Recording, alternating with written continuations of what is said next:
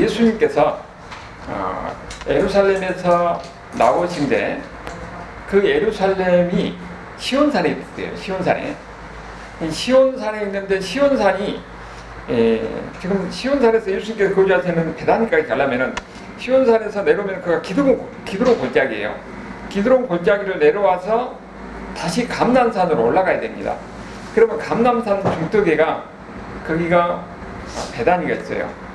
그러니까 예수님께서 이 예루살렘에 내려와서 기드론 골짜기로 이렇게 해서 이제 감람산으로 올라가는데, 그러니까 거기서 예수님께서 좀 피곤하니까 거기서 같이 제자들하고 앉아서 쉬는데, 그때 어디를 바라보냐면은 예루살렘 성전을 바라보고 있는 겁니다. 예루살렘 성전을, 그 감람산에서 동쪽을 향해서 예루살렘 성전을 바라보니까 제자들이 뭐라고 합니까? 1절에 보면은 선생님 보소서, 이 돌들은 어떠하며 이 건물들은 어떠하니까. 여기는 질문이 아니라 선생님 보세요, 이 성전이 아주 대단하지요, 엄청납니다, 이렇게 이야기하고 있는 거예요. 여러분, 이 성전이 지금 어떤 성전이냐면은 헤롯이 중건한 성전이거든요. 근데 헤롯이 중건한 성전인데 이 성전을 46년을 거쳐서 이 성전을 중건했다고 나옵니다. 그게 어디 나오냐면은 요한복음 2장 20절에 나오잖아요. 유대인들이 이 성전이 46년 동안 지역권을 내가 3일 동안 일으키냐, 이렇게 이야기하죠. 여기를 보면은 46년이에요. 여러분, 예수님께서 말씀하신 것이 우리가 화요일날 보면은 마지막 일주일에 월요일날 보면은 성전 청소 이야기가 나와요. 그런데 요한복음에 보면은 사역 초기에 다시 한번 성전 청소하는 내용이 나와요. 예수님께서 가르치고 또 거기 있는 많은 사람들, 이 성전을 더럽힌 사람들을 쫓아내고 할 때에 그때 사람들이 예수님께 뭐 그래요? 당신이 무슨 권세로 이런 일을 하느냐? 그러니까 예수님께서 말씀하실 때 뭐라고 그러니까 이 성전을 헐라, 그러면 내가 사흘에 일으키라고 그러잖아요. 그럴 때에 아니, 이 성전이 46년을 걸쳐서 지어졌는데 당신이 사흘에 다시 세운다고 말이 안 된다고 그렇게 얘기해요. 거기에서 보면은 46년 동안 거쳐서 이 성전을 지었다는 것을 우리가 알 수가 있는 겁니다. 그런데 이 성전이 엄청난 성전이죠. 그 성전을 보고 엄청납니다. 그러니까 예수님께서 뭐라고 합니까? 이 큰 건물들을 보느냐, 돌 하나도 돌 위에 남지 않고 다 무너뜨려지리라. 이 성전이 다 무너뜨려진다는 겁니다. 여러분, 그게 실질적으로 지금 예수님께서 이 말씀하실 때가 AD 30년에서 33년 정도 돼요. 근데 그 후로 한 30년, 40년 후에, 그러니까 AD 66년에 유대 전쟁이 일어납니다. 유대인들이 반란해 가서 전쟁이 일어나요. 그래서 이제 로마 군대가 쳐들어와서 디도 장군의 인도하에서 예루살렘을 공략을 해가지고 예루살렘을 정복을 해요. 불타버립니다. 예루살렘이 불타버려요. 그러니까 완전히 예수님 말씀대로 성전이 완전히 다 파괴되고 멸망하는 거죠. 그리고 AD 66년 정도에 이제 그 마사다에 최후에 그 저항하고 있던 이들이 거기서 정복이 됨으로써 유대 전쟁이 끝나요. 그러면서 그때 유대인들이 그 팔레스타인 지방에서 완전히 다 추방됩니다. 예루살렘에서 살 수가 없어요. 그 후로 2000년 동안 전 세계의 유대인들이 흩어져서 유랑하게 되는 겁니다. 그때 바로 예수님께서 이미 그것을 예언하고 말씀하신 거죠. 그런데 예수님께서 뭐라고 하냐면은 이 성전이 다 무너진다고 이야기하잖아요. 근데 실질적으로 33년 후에 그대로 돼요. 그런데 오늘 우리가 내용 본문을 보면은 예수님께서 예루살렘 성전에 관한 예언하는 것하고 마지막 종말 때 그에 대한 이야기가 서로 연결이 되는 것을 우리가 볼 수가 있어요. 마지막 성전이 멸망할 것이라는 걸 얘기하면서 마지막 종말 때 어떤 일이 날 것인가, 그 얘기를 지금 하고 있는 거예요. 이 이야기는 이 예수님께서 지금 이야기하고 있지만 어디서부터 얘기냐면 이미 선지자를 통해서 이야기가 예언이 되어 있는 내용입니다. 성전이 다 멸망할 것이라는 거죠. 에스겔서에 보면은 하나님께서 에스겔에게 환상을 보여줍니다. 에스겔이 이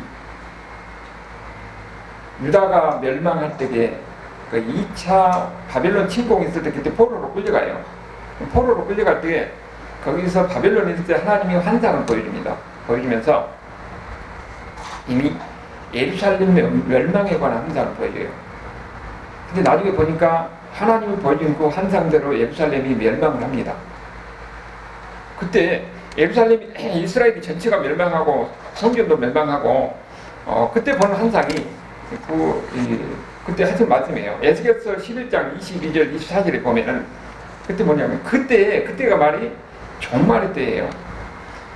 그룹들이 날개를 드는데 이미 떠나려고 날개를 들고 있는 거죠. 그룹은 뭐냐면 천사입니다. 날개를 드는데 에스겔이 좀 환상을 본 거예요. 바퀴도 그 곁도 있고 이스라엘 하나님의 영광도 그 위에 잡혔더니 지금 하나님의 성전에는 하나님의 영광으로 가득 차 있습니다. 열왕기하 11장에 보면은 솔로몬이 성전을 짓고 나서 그 1,000번째를 드립니까? 하나님의 영광이 성전에 가득한 거예요. 성전에는 하나님의 영광이 있는 겁니다. 하나님의 영광이 없으면 그 성전이 아무 의미가 없는 거예요. 그런데 그 성전이 어떻게 되냐? 23절에 보니까 여호와 영광이 성읍 가운데서부터 올라 성읍 동쪽 산에 머물고 영광이 지금 떠나고 있어요. 이 예루살렘이 그 성전에서 나와서 성전 동쪽에 있는 감난산으로 가는 겁니다. 그 24절에 보면 주의 영이 나를 들어 하나님의 영의 환상 중에 데리고 갈대에 있는 사로잡힌 자 중에서 이르니 내가 본 환상이 나를 떠나 올라간지라. 그러니까 하나님의 영광이 예루살렘에서 떠나서 감람산을 거쳐서 위로 올라가는데 하늘로 올라가는 거예요. 하나님의 영광이 떠나는 겁니다. 하나님의 영광이 떠나면 그 성전에 아무리 없는 거예요. 결국은 더 이상 성전이 없으니까 그 뒤에 성전이 파괴가 되는 겁니다. 그냥 파괴된 게 아니에요. 하나님의 영광이 떠나니까 그 성전이 파괴된 겁니다. 그런데 이 성전이 파괴되는 것을 이미 예언하는데 그대로 되잖아요. 그리고 구약의 마지막에 가면은 이 마지막이 말라기잖아요. 말라기 그때 그 같이 활동했던 시대 보면은 학계, 스가랴, 말라기가 있어요. 그때 구약 마지막 시대 때 활동했던 그 선지자들입니다.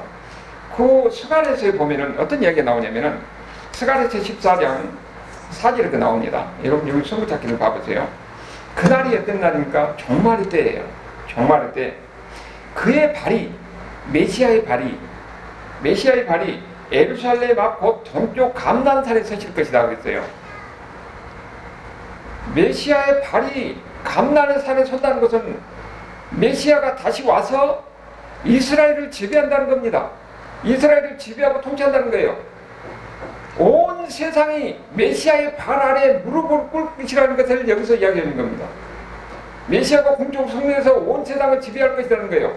그 메시아가 누굽니까? 메시아님이잖아요. 지금 이것을 스가랴서를 예언하고 있어요.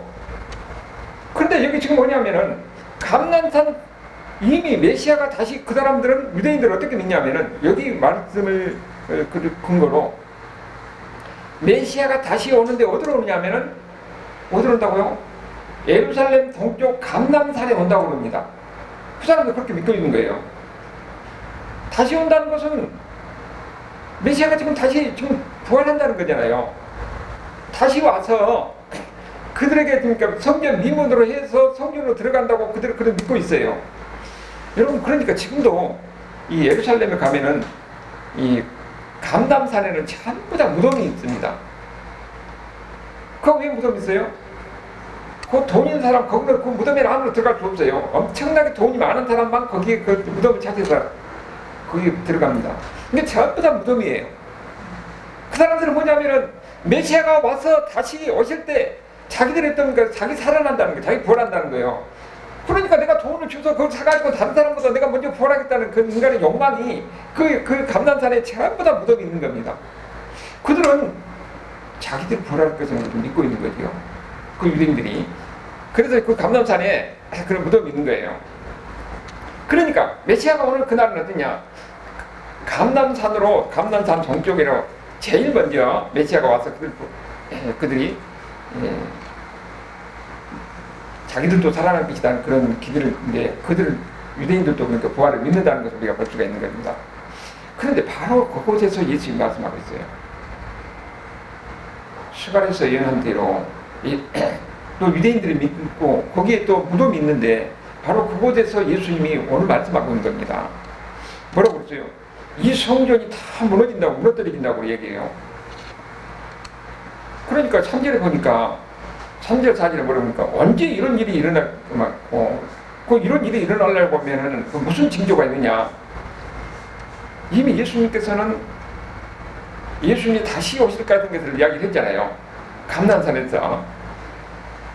그런데 예수님 지금 이 성전에 대해서 예수님이 뭐라고 이야기했냐면은 우리가 아까 요한복음 2장 19절을 볼 때에 예수께서 대답해 이르시되 너희가 이 성전을 내가 사흘 동안에 일으키리라 그랬잖아요. 예수님이 성전이라는 겁니다. 성전이라는 건 뭐냐면은 성전은 하나님이 함께 하신 거예요. 근데 하나님이 어디에 함께 하십니까? 이스라엘 백성들 가운데 함께 하십니다. 여러분, 이스라엘 백성들이 출애굽에서 나올 때 어디였어요? 광야에 가면서 거기는 항상 성막이 있어요. 성막이 있다는 것은 하나님이 여기 지금 계신다는 겁니다. 그러면서 이스라엘 백성들 가운데서 하나님이 함께 하신다는 거예요. 성전은 뭡니까? 성전은 왜 성전이에요? 하나님이 함께 하시니까 성전인 겁니다. 그래서 예수님이 뭐라고 그랬냐면은 예수님이 이 성전을 헐람 예수님이 바로 성전이라는 겁니다. 예수님이 자기 백성들과 함께 하신 거예요. 임마누엘의 하나님이잖아요. 지금 예수님께서 이 예수님이 성전이라는 것을 지금 요한복음 2장 19절을 통해서 우리에게 말씀하고 있어요. 그런데 예수님이 이 성전을 사흘 동안 다시 일으킨다는 것은 예수님이 부활하는 것을 얘기하는 거예요. 그런데 지금 여기서 지금 뭐라고 하냐면은 여러분 예수님이 지금 어떻습니까? 지금 어떻게 했어요? 예루살렘에서 나와서 기드론 골짜기를 통해서 감나는 산에서 계시잖아요. 제가 아까 지금 뭐라고 했습니까? 에스겔서를 통해서 이미 예언되는 환상이 뭐예요?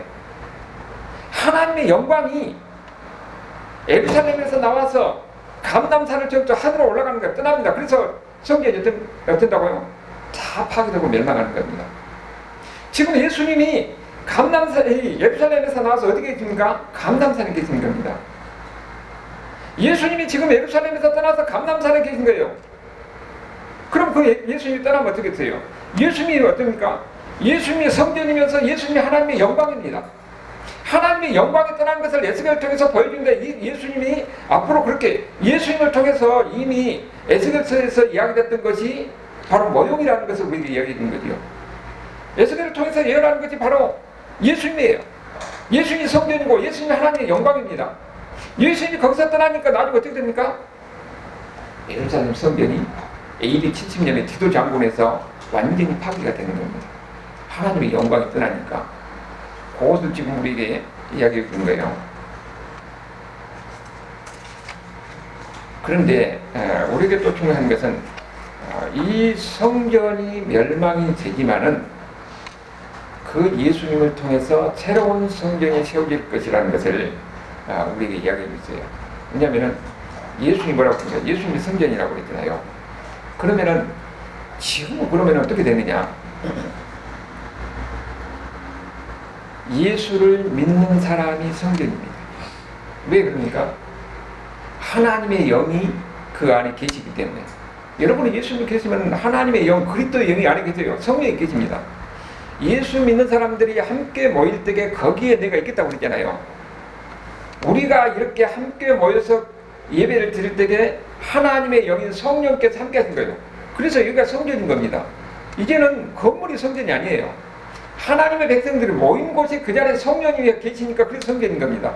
우리가 무릎 꿇고 기도할 때에 거기에 성령님께서 함께 하시기 때문에 우리가 성전인 거예요. 이제는 새로운 시대 예수님 오심으로 인해서 성령이 우리에 계시니까 우리가 어디든지 모여서 예배를 드리면 그것이 성전이고 내가 무릎 꿇고 기도할 때에 하나님 앞에 기도하면 그것이 바로 성전이라는 겁니다. 이제는 새로운 시대예요. 그래서 예수님께서 이 말씀을 통해서 이미 건물로서의 성전은 다 끝났어요. 문이 없는 겁니다. 건물은 뭡니까? 예배당이요. 예배드릴 장소에 들어가는 거예요.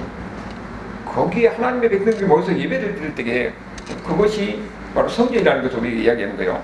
그런데 이 성전이 멸망하고 종말이 서로 연결이 됐다고 그랬잖아요.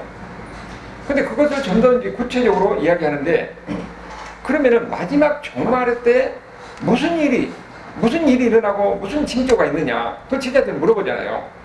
거기에 대해서 6절에서 보면은 13절까지 여러 가지 요거 원래가 이게 37절까지 끝까지 여러 가지 재난에 대해서 징조에 대해서 이야기하고 있어요. 근데 오늘 그건 다 보는 것이 아니고 일부만 보는 겁니다. 여러분, 종말에 대해서 보면은, 그러니까 예수님 오늘 말씀을 우리가 이해하기 위해서는 종말에 대해서 이야기를 할 필요가 있는 겁니다. 성경에서 마지막 이 구약의 후반부에 갈수록 종말에 대해서 이야기를 많이 하고 있어요. 근데 구약에 나오는 종말은 거기에 섞여져 있어가지고 한 날로 그렇게 이야기를 하고 있기 때문에 그 종말에 대해서 여러 가지 혼란스러운 상황이 있었어요.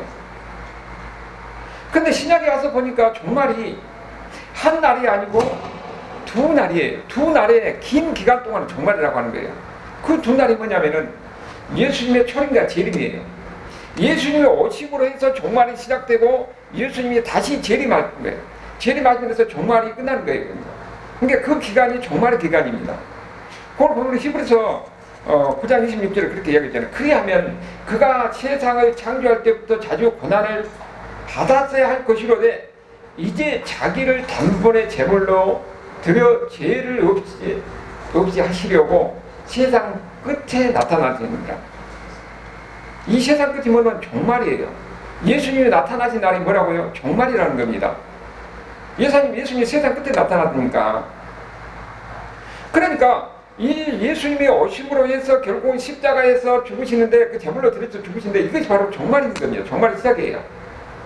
종말의 시작인데 그러면은 모든 게 다 끝나는 것이 아니고 이제 종말이 계속 되는데 언제까지? 예수님이 다시 오시는 그날까지, 재림의 때까지 계속 종말의 시기는 계속 되는 겁니다. 지금 우리는 어디 살고 있어요? 종말의 때에 살고 있는 겁니다.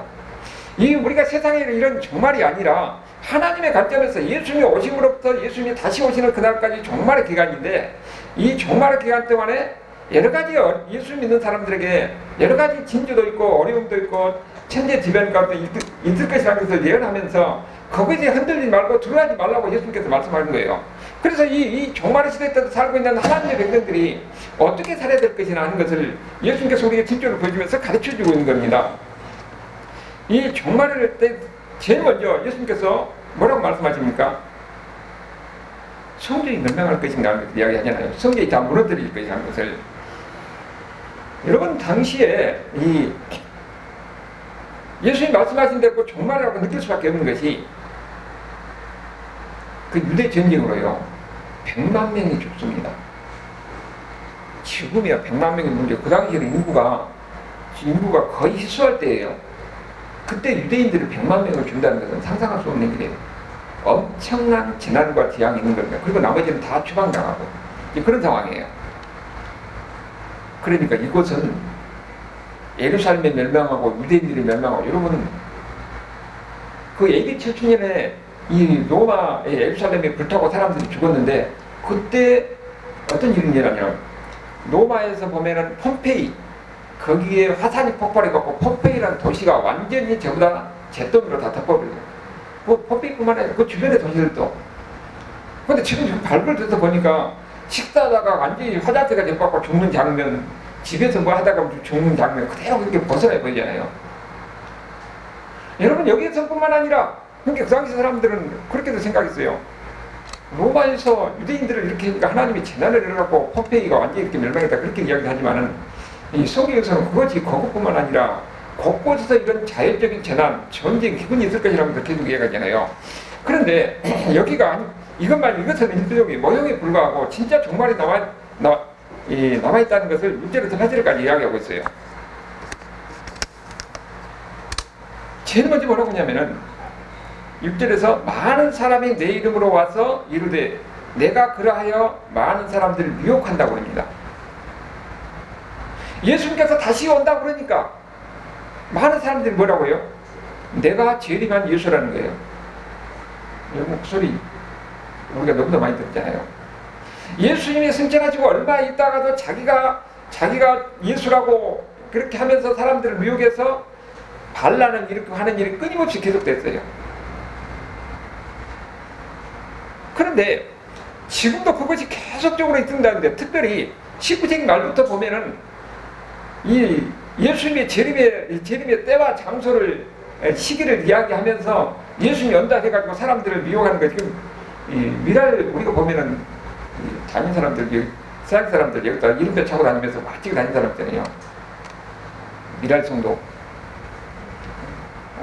그 사람들도 이 날짜를 정해가지고 언제 예수님이 온다고 그러니까 낙후도 안 하니까 그 다음에는 영적으로 왔다고 그러고 날짜를 좀 연기하고, 이 안식교도 보면은 예언을 해요. 언제 뭐 1800몇 년도에 언제 온다고 했는데 안 오니까 이제부터 날짜를 연기하는 겁니다. 이렇게 해서 지금 한 엄청난 세력을 이루는 거예요. 많은 사람들을 미혹해서 결국은 어떻습니까? 이런 이 이단들은 결국은 결말이 안 좋아요. 지금 우리나라도 보면은, 우리나라가 지금 그 역사를 보면은 계속적으로 자기가 자칭 재림예수라고 한 사람들이 끊임없이 있어 왔어요. 누가 그래도 우리 어디 보니까 우리나라는 지금도 자기가 자칭 재림예수라고 한 사람이 200명이 됐다고 그래요. 우리가 모르게 그러지, 곳곳에서 그렇게 거기에 미혹돼가지고, 여러분 보면은 우리가 그렇게 생각하고 싶잖아요. 아니, 상식적으로 말도 안 되는 소리인데 어떻게 거기에 끌려 들어가고 거기에 추정하는가? 근데 거기는 바보 같은 사람을 경계하는 게 아닙니다. 지금 엘리트들도 거기에 끌려 들어가요.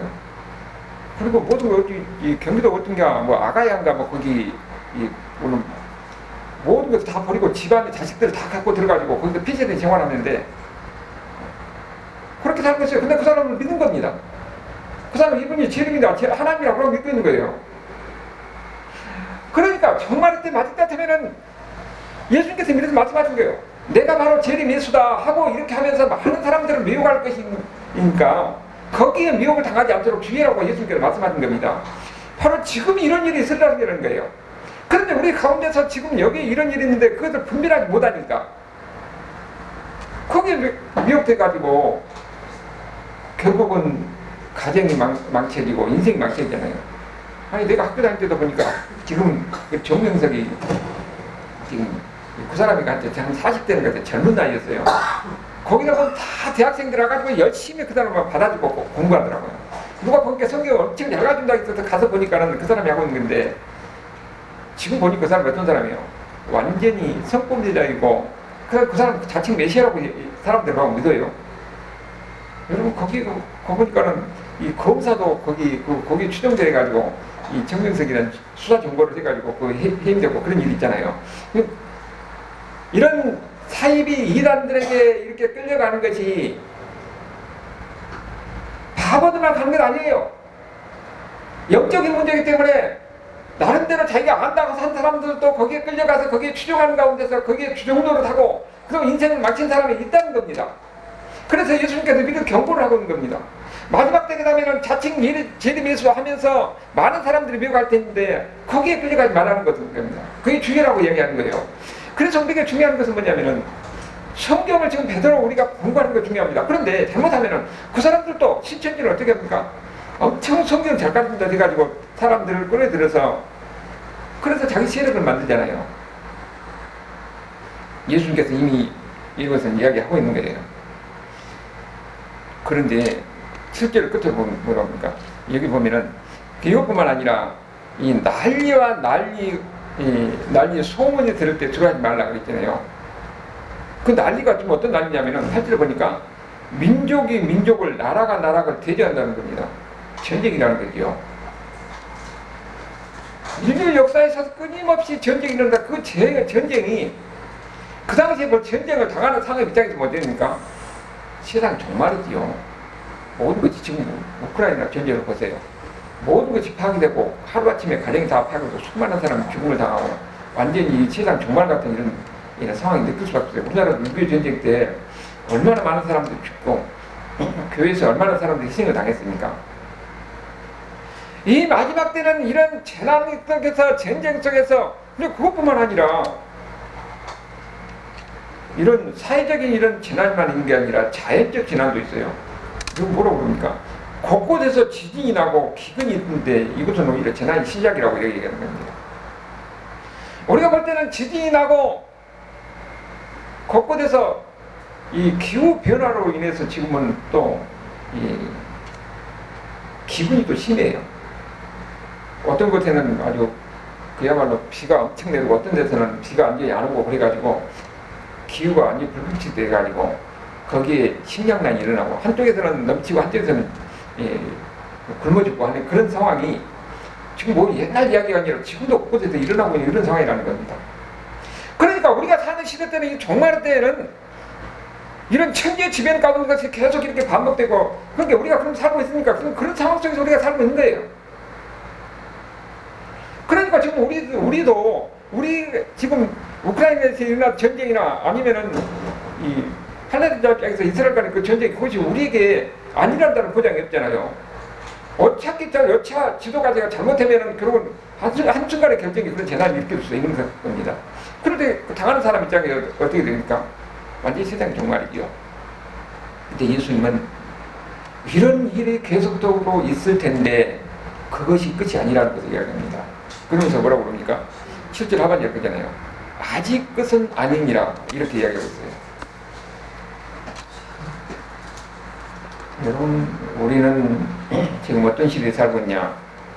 지금 종말의 시대에 살고 있다는 겁니다. 종말의 시대에. 여러분, 예수님께서 뭐라고 했어요?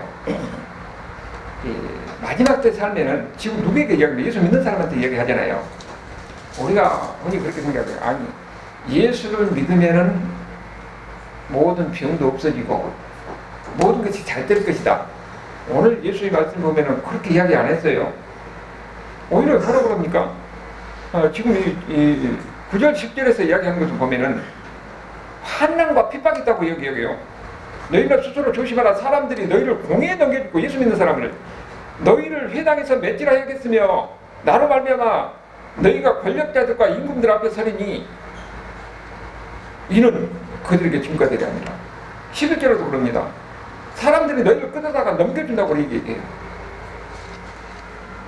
예수 믿는 사람들에게는 내가 예수를 믿으니까 모든 것이 잘되고 평안하고 만사행동할 것이다 이렇게 약속하는 게 아니라 예수 믿으면은 여러 가지로 박해를 당하고 어려움을 당할 것이다 하고 이야기하고 있는 겁니다. 근데 아니 하나님이 우리와 함께 하신다고 그러는데 왜 예수 믿는 사람이 이렇게 고통과 어려움을 당합니까? 여러분, 우리는 이것을 이야기해요. 우리가 예수를 믿지만 가난한 사람도 있고 부자한 사람도 있고 여러 가지 재난 가운데서 어려움을 당한 사람도 있습니다. 근데 그때 하나님이 함께 하신 거예요. 내가 어려움을 당하고 힘든 가운데 있을 때도 주님은 나와 함께 하신다는 것을 우리에게 가르쳐주고 있는 겁니다. 너희들이 고통을 당하고 환난을 당하고 때 내가 너희 함께 하시고 그러면은 하나님이 함께 하신다고 해서 고통이 없어지나? 그건 아니에요. 여기는 뭐라고 그럽니까? 너희가 그때 어떻게 한지를 내가 가르쳐주겠다. 성령께서 너희들에게 할 말도 가르쳐주고 이렇게 피할 길도 가르쳐주겠다 이야기하는 거예요. 그러니까 예수 믿는 사람들, 세상에 안 믿는 사람들도 가난한 사람들도 부자도 있고 그러지만 예수 믿는 사람들도 가난한 사람도 있고 부자도 있습니다. 예수 믿는다고 다 부자 만들어준 건 아니에요. 다만 그 가운데서 가난하고 힘든가고 어려운 가운데 있을 때에 우리는 무엇을 의지하고 삽니까? 예수 믿는 사람은 나와 함께 하신 하나님을 바라보면서 하나님께 구하고 하나님을 의지하고 사는 거예요. 그럴 때 하나님께서 우리에게 지혜를 주고 피할 줄을 주고 성령께서 내 안에 계시기 때문에 내가 무슨 말 할지를 모를 때에 성령께서 나에게 지혜를 주시기도 하고 성령께서 나를 그 고난을 이겨낼 수 있도록 힘을 주시기도 하는 겁니다. 그리고 내가 많은 것을 가지고 있을 때 이것을 어떻게 예수 믿는 사람은 지혜롭게 사용할 수 있는데 우리에게 가르쳐주는 거예요. 그런데 우리에게 예수 믿는 사람들에게는 어떤 일이냐? 항상 사단은 누구를 위해서 우리를 공격하느냐 하면 예수 믿는 사람을 공격하게 되는 겁니다. 특별히 보면은 처음 예수 믿으려고 하면은 여러 가지로 사단의 공격이 많아요. 교회 나오려고 하면 못 나온 일이 많이 생기게 만들고 그리고 또 성경이 뭐 일반 상식을 가지고 공격하기도 하고 그래서 처음 예수 믿는 사람들에게 필요한 것은 뭐냐면은 그 사람을 위해서 기도해 주는 것이 필요합니다. 이건 뭐 우리 인간의 힘으로 되는 것 아니에요. 어떻게 이제 그 사람이 예수 못 믿게 하려고 하는 것이 마귀의 짓입니까? 근데 그 어느 정도 이제 일정 기간이 나와서 믿음에 대한 확신이 들면 그 다음에 그런 것이 없어요. 그러니까 우리 예수 믿는 사람들에게는 항상 뭐가 있냐면은 우리가 진짜 믿으려고 하면은 세상 사람들은 오히려 그것을 꼴보기 싫게 그렇게 본 사람이 있다는 거예요. 진짜 믿은 사람일수록 박해가 있다는 겁니다. 근데 내가 예수를 믿으니까 나는 아무 어려움도 없더라.